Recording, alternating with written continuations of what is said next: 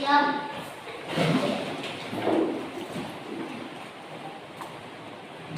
Hormat. Shalom. Shalom, silakan kembali.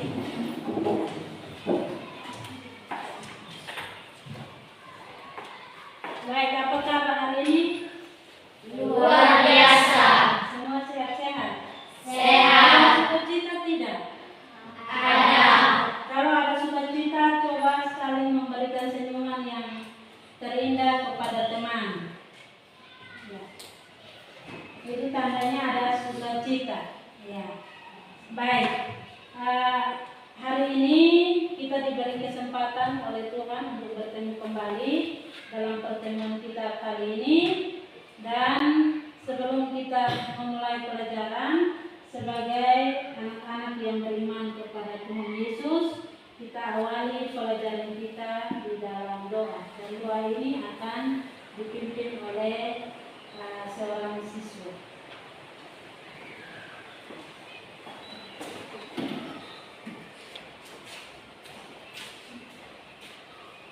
Teman-teman, sebelum kita mulai pelajaran, mari kita harapkan dalam doa untuk kita. Baik, kami ada dalam surga, Bapa yang Maha Murah, terima kasih. Terima kasih Engkau sudah menjaga kami dari rumah kami masing-masing hingga berada di tempat ini dengan keadaan yang baik. Bapa, sekarang kami memulai pelajaran, kiranya Engkau memberkati memimpin kami dalam pembelajaran ini, Bapa. Inilah doa dan permohonan kami, terima sampai kami. Di dalam nama Tuhan Yesus kami berdoa, ya amin. Baik, terima kasih.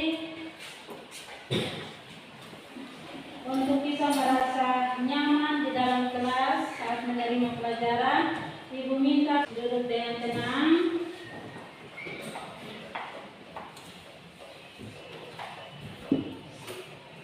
Baik, Ibu mau absen dulu. Yang sudah hadir siapa-siapa? Atau hadir semua?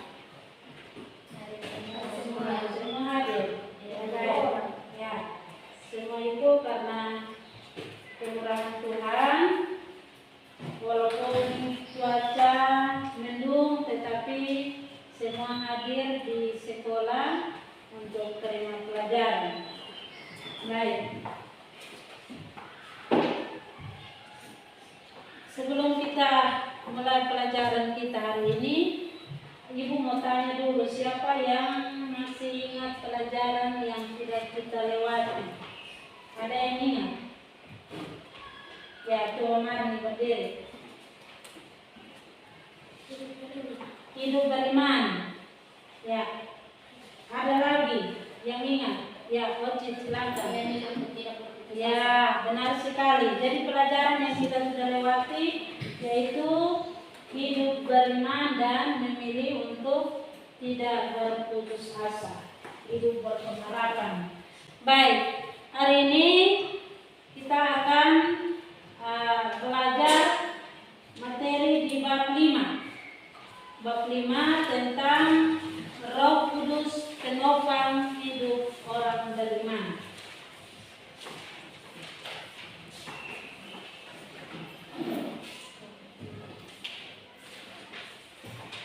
Ya, Roh Kudus penopang hidup orang beriman. Dari materi ini ada firman Tuhan yang menjadi dasar di dalam kita mempelajari materi ini, yakni yang pertama dalam kitab Injil Yohanes. Injil Yohanes 14 ayat 26 dan pertama Korintus 13 ayat 1 hingga ayat yang ke-13. Ibu minta salah satu baca firman dalam kitab Yohanes 14 ayat 26. Salah satu yang sudah dapat. Ya, ayo silakan berdiri.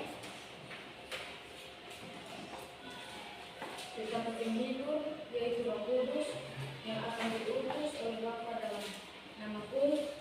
Dialah yang akan mengajarkan segala sesuatu kepadamu dan akan mengingatkan kamu akan semua yang saya katakan kepadamu. Ya, itu dasar firman Tuhan tentang Roh Kudus penopang hidup orang beriman. Di sini ada kata Roh Kudus. Siapa yang tahu siapa itu Roh Kudus? Ya, Ryan, silakan berdiri. Roh Kudus adalah Allah. Ya, Roh Kudus itu adalah Allah. Selain Ryan, ya Ocit, Pribadi ketiga dari Allah Tritunggal. pribadi ketiga dari Allah Tritunggal. Benar sekali. Ada lagi. Ya, Jenny. Roh Kudus diam di dalam kita. Ya, Roh Kudus itu diam di dalam kita karena tubuh kita ini adalah baik Allah, di mana Roh Kudus berdiam di dalam diri kita. Baik, kita kasih aplaus dulu buat teman-teman. Baik. Dari materi ini ada kompetensi dasar yang akan kita capai bersama. Setelah kita mempelajari materi Roh Kudus penopang hidup orang beriman. Yang pertama, 3.2 menganalisis peran Roh Kudus dalam hidup orang beriman. Yang kedua, 4.2 menyajikan berbagai contoh cara hidup orang beriman yang dipimpin Roh Kudus. Itu kompetensi dasar. Yang berikut, dari kompetensi dasar itu ada indikator pencapaian kompetensi. Apa yang akan kita capai? Yang pertama, mengungkapkan cara Roh Kudus berperan di dalam hidupnya sehari-hari di masa kini. Yang kedua, menyimpulkan cara Roh Kudus berperan di dalam hidupnya sehari-hari di masa kini. Yang ketiga, merangkum hasil kerja kelompok tentang simpulan peran Roh Kudus dalam hidup sehari-hari. Dan yang keempat adalah mendeskripsikan berbagai contoh cara hidup orang beriman yang dipimpin Roh Kudus. Itu adalah indikator pencapaian kompetensi. Dari indikator pencapaian kompetensi ada tujuan pembelajaran. Setelah kita mempelajari materi bab 5 ini, tujuan dari pembelajaran kita itu adalah yang pertama,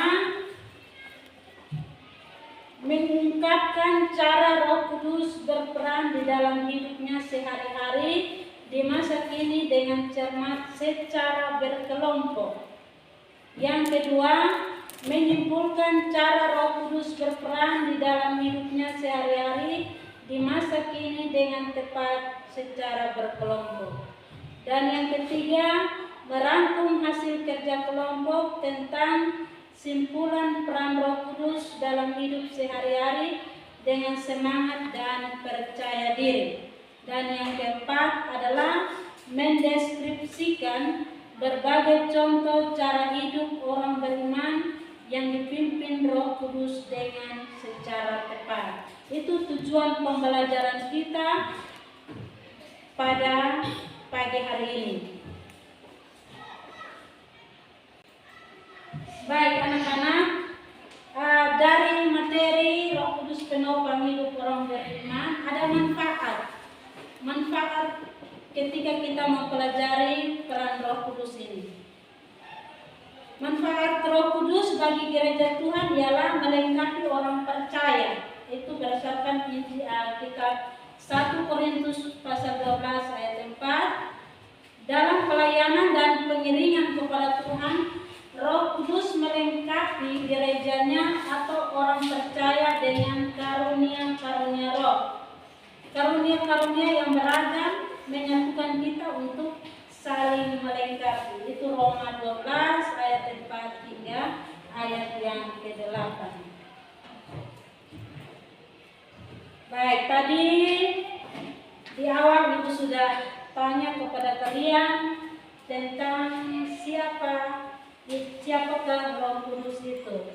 Dan ada 3 siswa yang bisa menjawab, dan kita akan lebih mendalam lagi belajar tentang siapakah Roh Kudus itu lewat video yang akan Ibu putar untuk kalian saksikan bersama-sama. Ya, Judul video ini adalah Pribadi Roh Kudus yang Ajaib.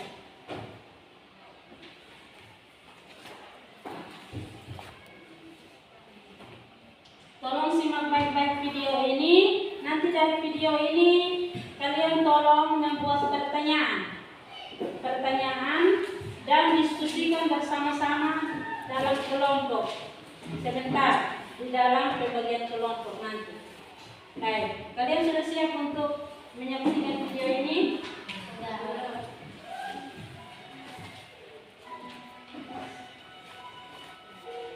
Sebagai orang Kristen telah diselamatkan, apakah pengalaman kita hanya terbatas mungkin Tuhan saja? Apakah kita mengenalnya sebagai pribadi sedang berkarya di dalam kita? Kenal Roh Kudus yang tepat akan mengenali sampai mana bagaimana pengalaman kita akan diri Allah. Mari kita melihat 4 butir pengenalan terhadap Roh Kudus yang sangat penting. Pertama, Roh Kudus ialah alat tunggal yang datang dan tinggal di dalam kita. Dalam Yohanes pasal 14 ayat 16 sampai 17, Tuhan Yesus berkata, dan Ia akan memberikan kepadamu seorang penolong yang lain, supaya Ia menyertai kamu selama-lamanya, yaitu Roh kebenaran. Ia menyertai kamu dan akan diam di dalam kamu. Ayat 20 berkata, dan aku di dalam kamu. Ini menunjukkan bahwa Roh Kudus adalah Allah yang tunggal, yaitu Bapa, Putra, dan Roh yang diam di dalam kita dan menyertai kita selama-lamanya. Saat kita mengasihi Tuhan dan menuruti firman-Nya, Bapa, Putra, dan Roh akan datang dan tinggal di dalam kita. Yang kedua, Roh Kudus bekerja saat kita percaya. Roh Kudus bersaksi tentang diri Kristus kepada kita dan mengisahkan kita atas dosa-dosa kita, sehingga kita dapat bertobat dan percaya kepada Kristus. Kemudian Roh Kudus melahirkan kita kembali di dalam Roh untuk mendapatkan hidup kekal Allah dan menjadi anak Allah. Ketiga, Roh Kudus sedang beroperasi di dalam kehidupan kita. Roh Kudus memperbarui kita dan tinggal di dalam kita untuk membagikan kekayaan Allah. Roh Kudus mengurangkan fungsi diri Allah dan menyalurkan sifat kudus Allah sehingga kita dapat dikuduskan. Roh Kudus sedang mengubah kita menjadi serupa dengan gambarnya dalam kemuliaan yang semakin besar. Yang keempat, Roh Kudus memberikan kuasa dalam pelayanan kita. Roh Kudus memperlengkapi kita dengan buah kuasa untuk menjadi saksi Kristus dan memberi kita berbagai karunia untuk melayani Allah. Puji Tuhan, betapa ajaibnya karya Roh Kudus yang dapat dialami dengan kaya dan luar biasa. Marilah kita berdoa. Ya Allah Bapa kami, terima kasih Kau masuk dan menyertai kami sebagai Roh Kudus. Kami bersyukur Roh Kudus membuat kami bertobat, percaya, dan dilahirkan kembali menjadi anak Allah. Roh Kudus sudah menguduskan dan mengubah kami semulia dengan Putra-Mu. Bahkan Roh memberikan kuasa dan karunia kepada kami untuk melayani. Di dalam nama Tuhan Yesus kami berdoa dan mengucap syukur. Haleluya. Amin. Baik, kalian sudah menyaksikan dan melihat dan mendengar video yang barusan kalian tonton. Apa pendapat atau informasi yang kalian peroleh dari video ini? Ada yang bisa? Informasi apa yang kalian dapat dari video ini? Ada yang bisa, Bang? Ada yang bisa? Silakan, Amin. Saya mengucapkan bahwa dari video tersebut saya mendapatkan beberapa hal yang diberitahu kepada kita. Pertama, Roh Kudus ialah alat tunggal yang datang kepada kita dan diam di dalam kita. Yang kedua, Roh Kudus bersaksi di atas diri kita. Yang ketiga, Roh Kudus membantu kita. Yang keempat, Roh Kudus memberi kuasa kepada kita. Ya, kita kasih tepuk tangan dulu.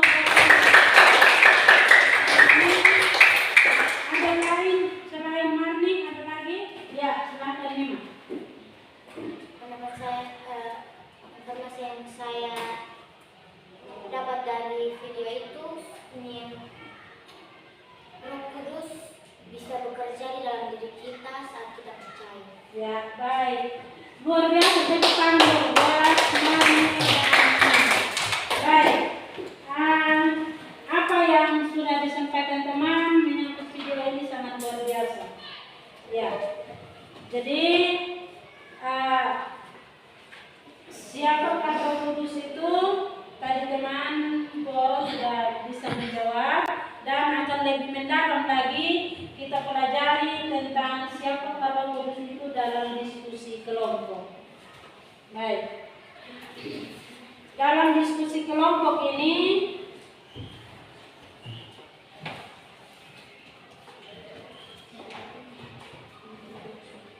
ada teknik penilaian. Teknik penilaian yakni ada penilaian sikap, penilaian pengetahuan, dan keterampilan. Jadi dalam penilaian ini ada penilaian diri sendiri, ada penilaian antar teman saat diskusi, dan juga pengetahuan. Penilaian pengetahuan itu nanti akhir dari pertemuan kita ada evaluasi. Baik, Ibu minta kalian duduk dalam bentuk kelompok. Silakan. Maka soal yang ada boleh kalian tambahkan. Berdasarkan video yang tadi kalian sudah simak, kalian boleh buat soal lebih dari 4.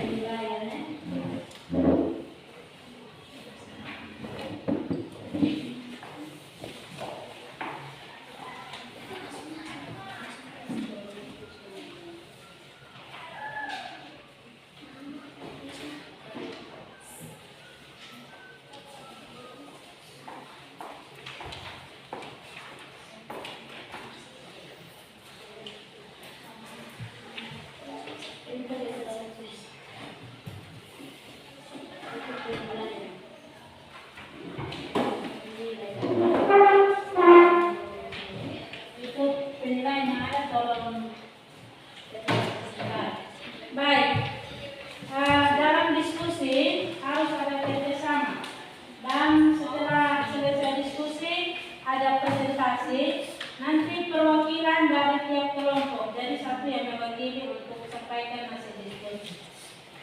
Baik, silakan Ibu kasih waktu 20 menit untuk kalian diskusikan bersama-sama. Silakan.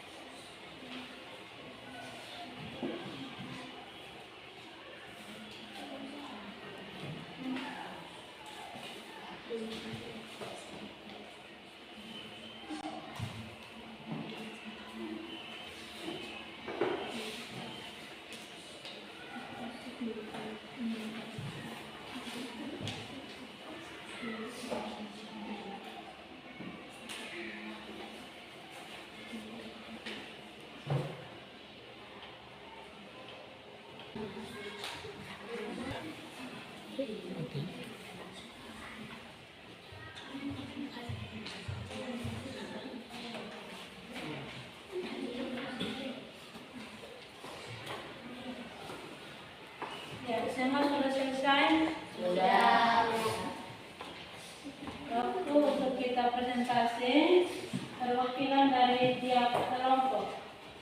Untuk mempersiapkan diri, kita dari kelompok Musa. Silakan. Kita kasih semangat dulu buat kelompok Musa.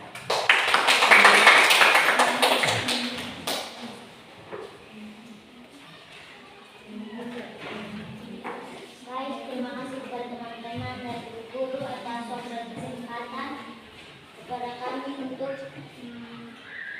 mempresentasikan hasil diskusi kami. Soal nomor 1, menurutmu siapakah Roh Kudus dan apa perannya dalam kehidupan orang Kristen? Roh Kudus adalah Allah Tritunggal yang datang di dalam kita dan diam di dalam kita. Roh Kudus bersaksi atas diri kita. Roh Kudus memperbaharui kita. Roh Kudus memberi kuasa pada diri kita dan berhubungan dengan orang yang percaya maupun tidak percaya. Nomor 2, sebutkan beberapa contoh pekerjaan Roh Kudus yang dapat kamu temukan dalam Alkitab. Roh Kudus menghibur di dalam Alkitab Yohanes 14 ayat 26. Roh Kudus memberikan karunia kepada orang yang percaya. 1 Korintus 13 ayat 1 sampai 13. Nomor 3, berikan pula contoh-contoh pekerjaan Roh Kudus dalam kehidupan sehari-hari orang Kristen. Memelihara alam semesta, memberi penerangan, tinggal di dalam orang percaya, memberikan penghiburan. Bagaimana kamu dapat melihat Allah bekerja melalui Roh Kudus? Allah menolong kita dalam kehidupan sehari-hari, menghibur kita dan menguatkan kita. Yesus menyembuhkan kita dari sakit. Soal tambahan nomor 5. Apa istilah Roh Kudus dalam Alkitab? Dalam Perjanjian Lama, istilah Roh Kudus adalah ruach. Dalam Perjanjian Baru, istilah Roh Kudus adalah pneuma. Nomor 6, di kitab manakah Tuhan Yesus menjanjikan Roh Kudus? Di kitab Yohanes 14 ayat 26.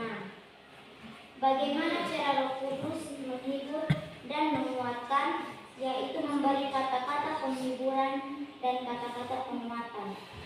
Apa peran Roh Kudus di dalam gereja dan umatnya? Mengajar orang beriman, memberikan kekuatan dan semangat baru, memanggil ke dalam hidup yang baru bersama Yesus.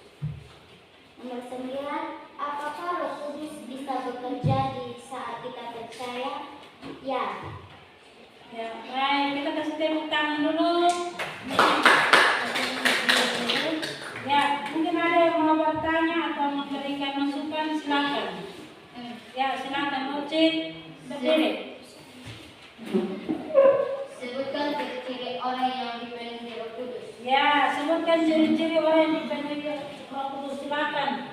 Teman dari kelompok akan membantu. Silakan. Baik, saya akan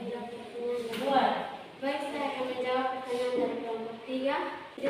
Bagaimana ciri-ciri orang yang dipenuhi oleh Roh Kudus? Dia tetap bersyukur, dia sukacita dan sabar. Ya, itu jawaban dari kelompok Musa, dari kelompok Nuh. Terima apa yang disampaikan atau dijawab oleh teman? Ya, kita kasih tepuk tangan dulu. Pertanyaan dari kelompok Nuh bisa dijawab oleh kelompok Musa. Baik, kita berikan kesempatan yang kedua kepada kelompok Abraham. Perwakilan dari kelompok Abraham.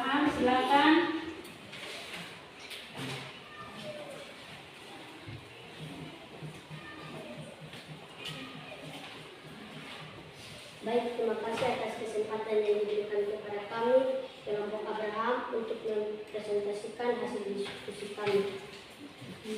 Yang pertama, menurutmu siapakah Roh Kudus itu dan apa perannya dalam kehidupan orang Kristen?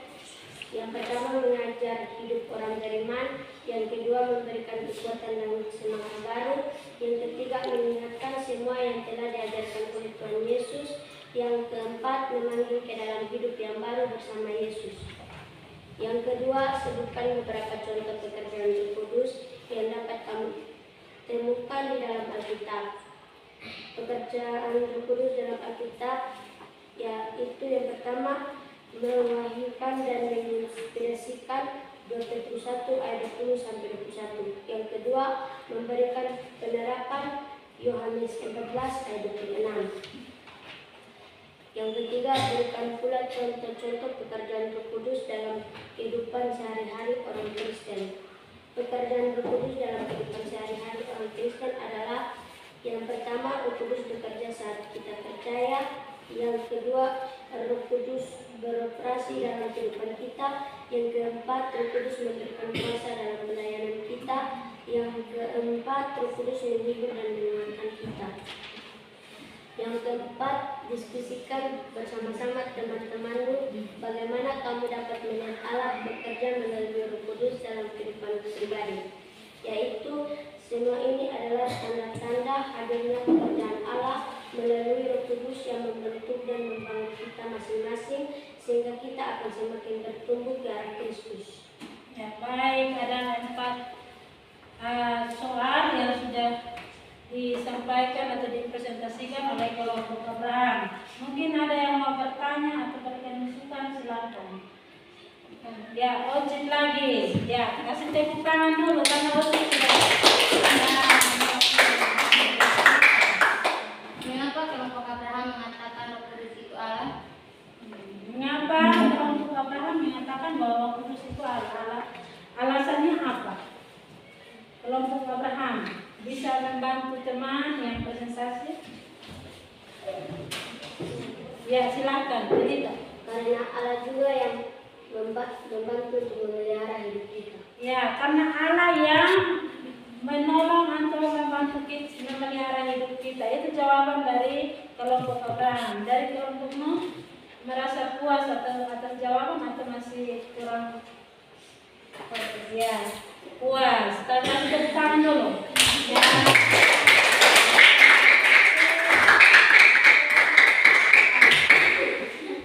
Kelompokmu silakan untuk menyampaikan hasil diskusi.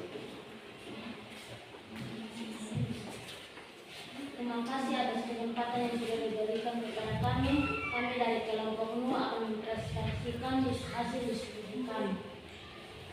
Nomor 1, menurutmu siapakah Roh Kudus itu dan apa perannya dalam kehidupan orang Kristen? Yang pertama, pribadi ketiga dari Allah Tritunggal. Yang kedua, Roh Kudus adalah Allah. Yang ketiga, Roh Kudus diam di dalam kita dan perannya adalah. Yang keempat, pengajar orang hidup beriman. Yang kelima, memberikan kekuatan dan semangat baru. Keenam, mengingatkan semua yang telah diajarkan oleh Tuhan Yesus. Yang ketujuh, memanggil ke dalam hidup yang baru bersama Yesus. Nomor 2, sebutkan beberapa contoh pekerjaan Roh Kudus yang dapat kamu temukan di dalam Alkitab. Pertama, berhubungan dengan penciptaan. Yang kedua, berhubungan dengan Alkitab. Yang ketiga, berhubungan dengan orang yang tidak percaya. Yang keempat, berhubungan dengan orang yang percaya. Nomor 3, berikan pula contoh-contoh pekerjaan Roh Kudus dalam kehidupan sehari-hari orang Kristen. Yang pertama, memberikan penghiburan di saat sedih. Yang kedua, memberikan karunia rohani. Yang ketiga, memberi pengharaman. Yang keempat, memberikan pembelahan terhadap orang yang benar. Nomor 4, diskusikan bersama teman-temanmu bagaimana kamu dapat melihat Allah bekerja melalui Roh Kudus dalam kehidupan pribadi. Di saat sedih, Roh Kudus berperan di hati seorang untuk menghibur kita. Nomor 5, ciri-ciri orang yang dipenuhi Roh Kudus. kasih Tuhan, dipenuhi Roh Kudus dan menjadi pengikut Kristus. Nomor 6, istilah Roh Kudus dalam Alkitab adalah jawaban. Dalam Perjanjian Lama, istilah Roh Kudus dalam bahasa Ibrani amin. Dalam Perjanjian Baru, istilah Roh Kudus adalah pneuma. Dalam bahasa Yunani disebut roh jiwa. Dengan sebutan lain, Roh Kudus adalah praktikosa, artinya penolong, pembela, penghibur, dan penasehat. Baik, itu hasil penyampaian dari kelompokmu. Mungkin ada tambahan atau pertanyaan atau masukan buat kelompokmu. Silakan. Ada dari kelompok lain? Pas. Berarti kelompokmu sangat luar biasa dan juga kelompok Musa dan Abraham. Kasih tepuk tangan dulu.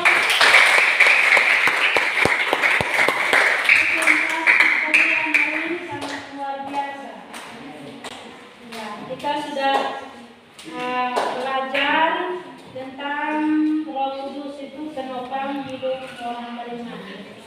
Dari materi ini apa yang telah kalian sampaikan, Ibu hanya mau tambahkan saja bahwa Roh Kudus itu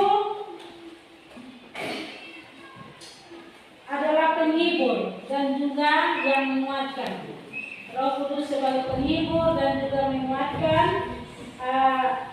murid-murid Tuhan di dalam gereja perdana pada masa mula-mula, gereja mula-mula. Ya. Dan Roh Kudus itu yang menghibur, menguatkan para murid dan juga orang-orang Kristen sampai masa kini. Ya. Jadi dalam tekanan, di dalam penderitaan yang dihadapi oleh orang-orang Kristen, Roh Kudus itulah yang menguatkan dan menghibur. Dan Roh Kudus ini sebelum Tuhan Yesus terangkat naik ke surga, Tuhan Yesus berjanji bahwa Ia akan mengirim pengganti, yaitu Roh Kudus yang akan menolong, menghibur, menguatkan murid-murid dan orang-orang yang beriman kepada Tuhan Yesus. Baik, dari materi kita hari ini mungkin ada yang bisa menyimpulkan dari keseluruhan materi Roh Kudus penopang hidup orang beriman. Ada? Ya, silakan Marni. Terima kasih atas kesempatan yang diberikan kepada saya termasuk Musa. Saya akan menyimpulkan hasil. Saya akan menyimpulkan kesimpulan. Saya akan menyimpulkan tentang dua perikop Roh Kudus penopang hidup orang beriman. Kita sebagai remaja Kristen terkadang kita sebagai remaja Kristen kita pasti memiliki iman yang teguh, tetapi terkadang kita merasa keegoisan kita dan kita terkadang merasa bahwa kita mempunyai segala sesuatu yang ada di dunia, tetapi semua itu diberikan dari Allah kepada kita. Dan kita sebagai orang beriman, kita mempunyai iman dari Roh Kudus yang memberikan kita iman. Dan jika kita tidak mempunyai iman, maka Roh Kudus tidak bekerja dalam hidup kita sehari-hari. Baik, terima kasih. Kita kasih aplaus.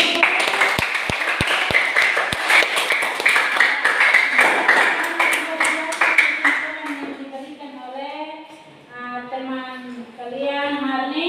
Mungkin ada lagi yang mau simpulkan? Ada? Ya, baik. Kalau tidak ada, kita harus ingat bahwa Roh Kudus itu ada dalam diri kita. Kita harus yakin. Kita yakin bahwa Roh Kudus itu ada dalam diri kita. Karena tubuh kita ini adalah bait Allah yang dimana Roh Kudus berdiam di dalamnya. Ya. Jadi refleksi kita pada siang hari ini, kita yakini bahwa Roh Kudus itu ada dalam diri kita. Kalau bukan Roh Kudus, maka kita tidak mampu belajar pada saat ini, atau kita tidak bisa berdiskusi bersama-sama. Dan tindak lanjut kita setelah mempelajari materi ini adalah dalam keadaan apapun, undanglah Roh Kudus hadir untuk menolong kita dalam keadaan apapun, suka maupun duka. Karena Roh Kudus itu yang menguatkan, Roh Kudus itu sebagai apa? Penopang, Roh Kudus itu penolong. Saat kita sedih, Roh Kudus itu apa? Menghibur. Ya, Roh Kudus itu yang menguatkan. Baik. Kita akan mengakhiri pertemuan kita hari ini, tapi sebelumnya kita akan masuk dalam evaluasi.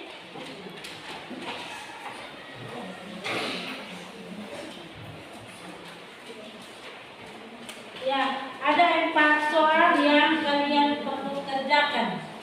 Ibu kasih waktu 5 menit untuk kalian kerjakan. Silakan.